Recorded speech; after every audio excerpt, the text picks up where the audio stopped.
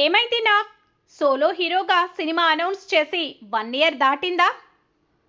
తోటి సీనియర్ హీరోలంతా ఒక దారిలో వెళ్తున్నప్పుడు తాను మాత్రం మరో దారిలో ఎందుకు వెళ్ళడం అనుకుంటున్నారు నాగార్జున.